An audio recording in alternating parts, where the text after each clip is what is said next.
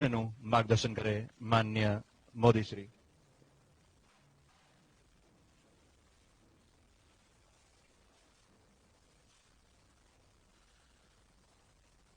वाहेगुरु जी का खालसा, वाहेगुरु जी की फतेह।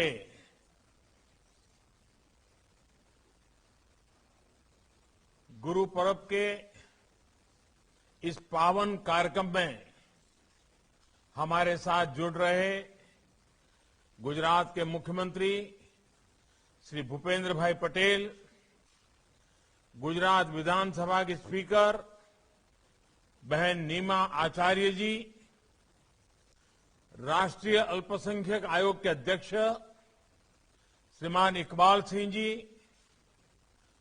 संसद के मेरे साथी विनोद भाई चावड़ा, लखपत गुरुद्वारा प्रबंधक समिति के प्रेसिडेंट राजू भाई, जगतार सिंह गिल जी, वहां उपस्थित अन्य सभी महानुभाव, सभी जनप्रतिनिधिगण और सभी श्रद्धालु साथियों, आप सभी को गुरु पुरब की हार्दिक शुभकामनाएं।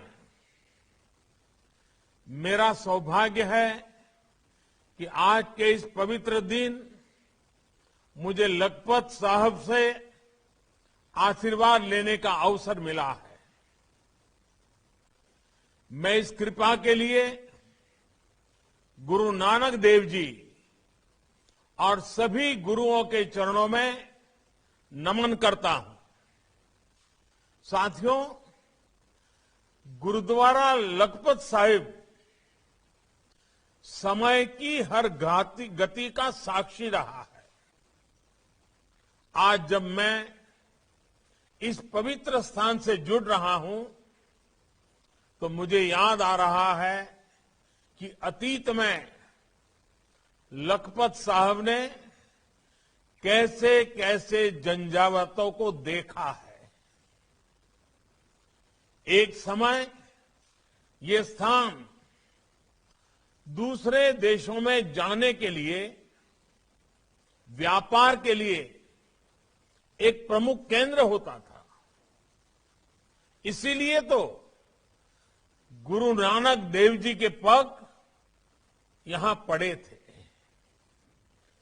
चौथी उदासी के दौरान गुरु नानक देव जी कुछ दिन के लिए यहां रहे थे, लेकिन समय के साथ ये शहर वीरान हो गया। समंदर भी इसे छोड़कर दूर चला गया। सिंध दरिया ने भी अपना मुख मोड़ लिया।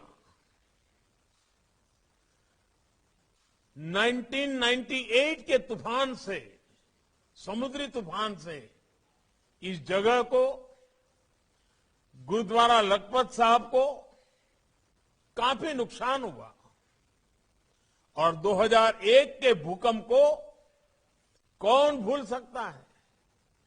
उसने गुरुद्वारा साहब की 200 साल पुरानी इमारत को बड़ी क्षति पहुंचाई थी, लेकिन फिर भी आज हमारा गुरुद्वारा लखपत साहिब वैसे ही गौरव के साथ खड़ा है। मेरी तो बहुत अनमोल यादें इस गुरुद्वारे के साथ जुड़ी है। 2001 के भूकंप के बाद मुझे गुरु कृपा से इस पवित्र स्थान की सेवा करने का सौभाग्य मिला था। मुझे याद है तब देश के अलग अलग हिस्सों से आए शिल्पियों ने, कारीगरों ने इस स्थान के मौलिक गौरव को संरक्षित किया। प्राचीन लेखन शैली से यहां की दीवारों पर गुरुवाणी अंकित की गई। इस प्रोजेक्ट को तब यूनेस्को ने सम्मानित भी किया था। साथियों, गुजरात से यहां दिल्ली आने के बाद भी मुझे निरंतर अपनी गुरुओं की सेवा का अवसर मिलता रहा है। 2016-17 गुरु गोविंद सिंह जी के प्रकाश उत्सव के 350 साल का पुण्य वर्ष था। हमने देश विदेश में इसे पूरी श्रद्धा के साथ मनाया। 2019 में गुरु नानक देव जी के प्रकाश पर्व के 550 वर्ष पूरे होने पर भारत सरकार पूरे उत्साह से इसके आयोजन में जुटी। गुरु नानक देव जी का संदेश पूरी दुनिया तक नई ऊर्जा के साथ पहुंचे, इसके लिए हर स्तर पर प्रयास किए गए।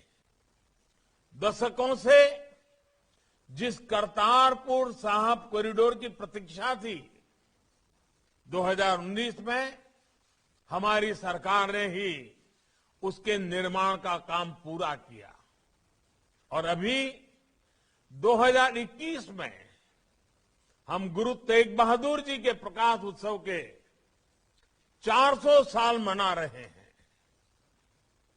आपने जरूर देखा होगा, अभी हाल ही में हम अफगानिस्तान से ससम्मान गुरु ग्रंथ साहब के स्वरूपों को भारत लाने में सफल रहे हैं।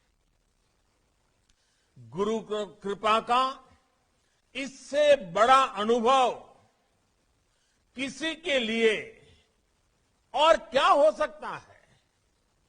अभी कुछ महीने पहले जब मैं अमेरिका गया था, तो वहां अमेरिका ने भारत को 150 से ज्यादा जो भारत की ऐतिहासिक अमानत थी, जो कोई न कोई चोरी करके ले गया था, वो 150 से ज्यादा ऐतिहासिक वस्तुएं हम वापस लाने में सफल हुए हैं।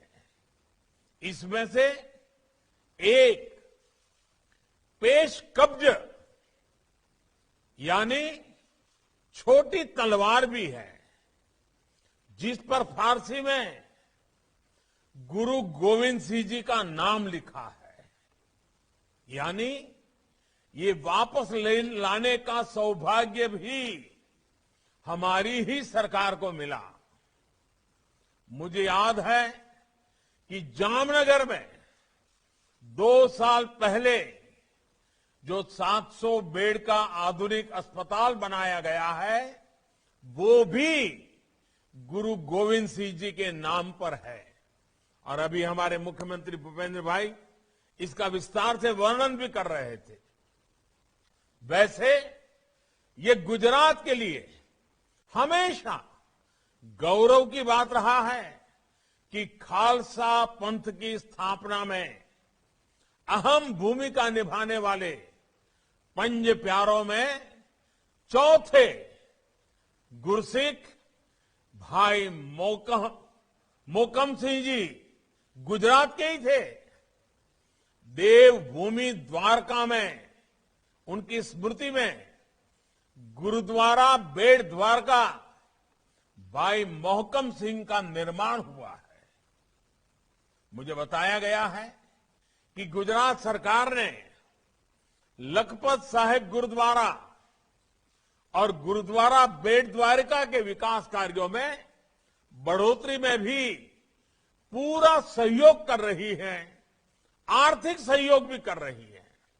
साथियों, गुरु नानक देव जी ने अपने संवादों में कहा है, गुर प्रसादी तनु हरि लाभ है, मिटे अज्ञान होई उजियारा। अर्थात गुरु के प्रसाद से ही हरि लाभ होता है, यानी ईश्वर की प्राप्ति होती है और अहम का नाश होकर प्रकाश फैलता है। हमारे सिख गुरुओं ने भारतीय समाज को हमेशा इसी प्रकाश से भरने का काम किया है। आप कल्पना करिए, जब हमारे देश में गुरु नानक देव जी ने अवतार लिया था, तमाम विडंबनाओं और रूढ़ियों में जूझते समाज की उस समय स्थिति क्या थी? बाहरी हमले और अत्याचार उस समय भारत का मनोबल तोड़ रहे थे। जो भारत विश्व का भौतिक और आध्यात्मिक मार्गदर्शन करता था, वो स्वयं संकट में था। जब हम इन परिस्थितियों को देखते हैं तो हम सोचते हैं कि उस कालखंड में अगर गुरु नानक देव जी ने अपना प्रकाश न फैलाया होता तो क्या होता? गुरु नानक देव जी और उनके बाद हमारे अलग अलग गुरुओं ने भारत की चेतना को तो प्रज्वलित रखा ही, भारत को भी सुरक्षित रखने का मार्ग बनाया।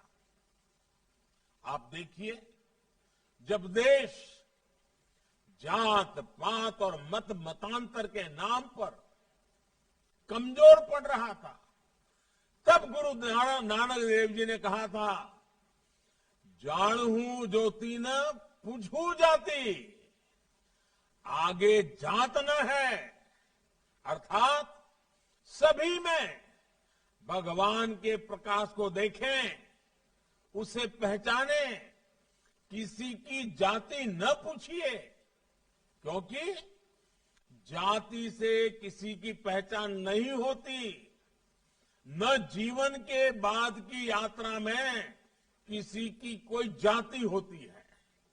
इसी तरह गुरु अर्जन देव जी ने पूरे देश के संतों के सद्विचारों को पिरोया और पूरे देश को भी एकता के सूत्र में जोड़ दिया। गुरु हरकिशन जी ने आस्था को भारत की पहचान के साथ जोड़ा। दिल्ली के गुरुद्वारा बंगला साहब में उन्होंने दुखी लोगों का रोग निवारण कर मानवता का जो रास्ता दिखाया था, वो आज भी हर सिख और हर भारत के वासी के लिए प्रेरणा है। कोरोना के कठिन समय में हमारे गुरुद्वारों ने जिस तरह सेवा की जिम्मेदारी उठाई, वो गुरु साहब की कृपा और उनके आदर्शों का ही प्रतीक है। यानी एक तरह से हर गुरु ने अपने अपने समय में देश को जैसी जरूरत थी वैसा नेतृत्व दिया, हमारी पीढ़ियों का पथ प्रदर्शन किया। साथियों, हमारे गुरुओं का योगदान केवल समाज और आध्यात्म तक ही सीमित नहीं है, बल्कि हमारा राष्ट्र का चिंतन, राष्ट्र की आस्था और अखंडता अगर आज सुरक्षित है तो उसके मूल में भी सिख गुरुओं की महान तपस्या है। गुरु नानक देव जी के समय से ही आप देखिए, जब विदेशी आक्रांता तलवार के दम पर भारत की सत्ता और संपदा को हथियाने में लगे थे, तब गुरु नानक देव जी ने कहा था, पाप की जंज लई काबल हो धाया, जोरी मंगे दानुवे लालो। यानी पाप और जुल्म की तलवार लेकर बाबर काबुल से आया है और जोर जुल्म से भारत की हुकूमत का कन्यादान मांग रहा है। ये गुरु नानक देव जी की स्पष्टता थी ये गुरु नानक देव जी की दृष्टि थी। उन्होंने ये भी कहा था, खुरासान खस माना कि यहां हिंदुस्तान डराया। यानी खुरासान पर कब्जा करने के बाद बाबर हिंदुस्तान को डरा रहा है। इसी में आगे वो ये भी बोले, ऐती मार पई कर लाने तय की दर्दू न आया। अर्थात उस समय इतना अत्याचार हो रहा था, लोगों में चीख पुकार मची थी, इसलिए गुरु नानक देव जी के बाद आए हमारे सुख गुरुओं ने देश और धर्म के लिए प्राणों की बाजी लगाने में भी संकोच नहीं किया। इस समय देश गुरु तेग बहादुर जी का 400वां प्रकाश उत्सव मना रहा है। उनका पूरा जीवन ही राष्ट्र प्रथम के संकल्प का उदाहरण है।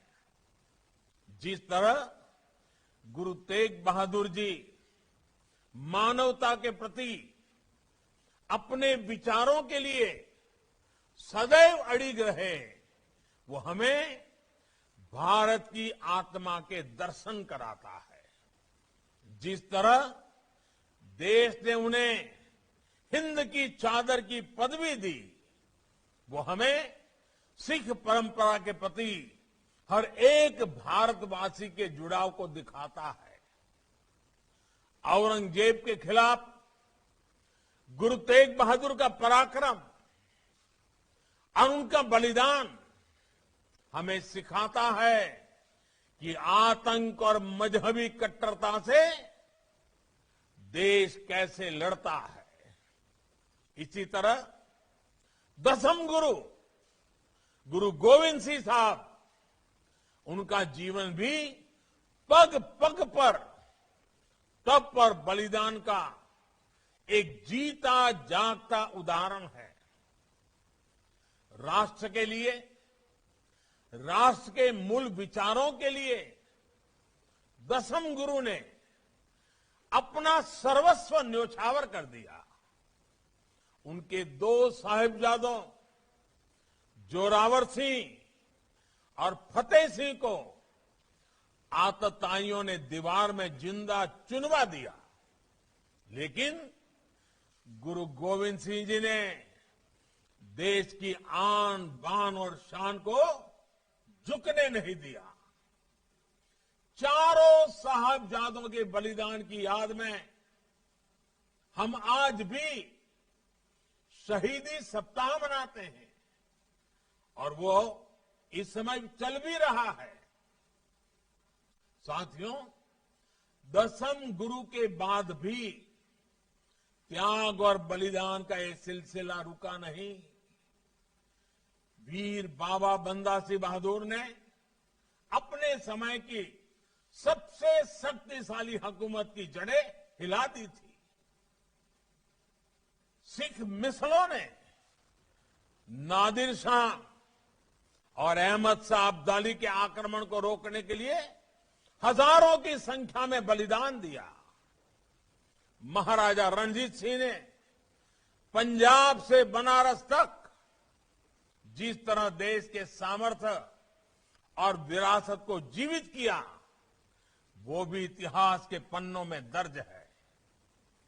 अंग्रेजों के शासन में भी हमारे सिख भाइयों बहनों ने जिस वीरता के साथ देश की आजादी के लिए संघर्ष किया, हमारे आजादी का संग्राम, जलियांवाला बाग की वो धरती आज भी उन बलिदानों की साक्षी है।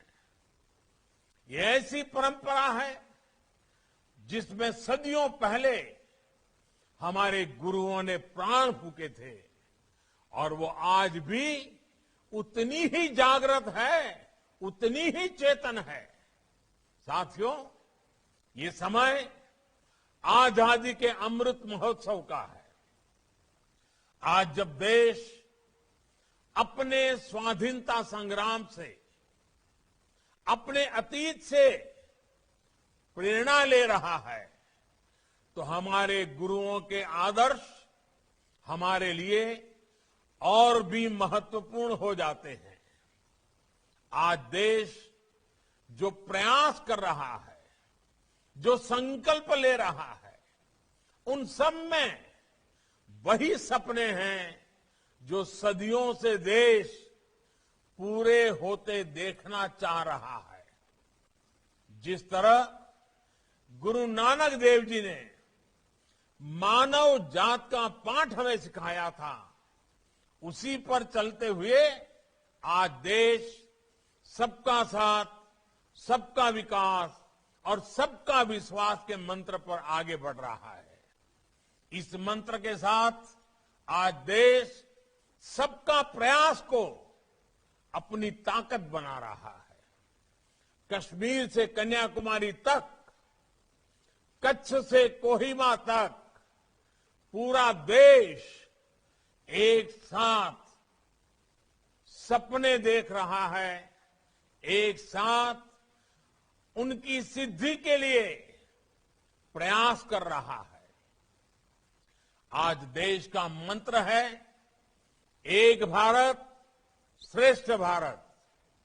आज देश का लक्ष्य है एक नए समर्थ भारत का पुनरोदय। आज देश की नीति है हर गरीब की सेवा, हर वंचित को प्राथमिकता। आप देखिए, कोरोना का इतना मुश्किल समय आया, लेकिन देश ने प्रयास किया कि कोई गरीब भूखे पेट नहीं सोए। आज देश ने हर प्रयास का, हर योजना का लाभ देश के हर हिस्से को समान रूप से मिल रहा है। इन प्रयासों की सिद्धि समृद्ध भारत को मजबूत, गुरु नानक देव जी की शिक्षाओं को चरितार्थ करेगी। इसलिए सभी का दायित्व है कि ऐसे महत्वपूर्ण समय में कोई हमारे सपनों पर, देश की एकजुटता पर आंच न ला सके।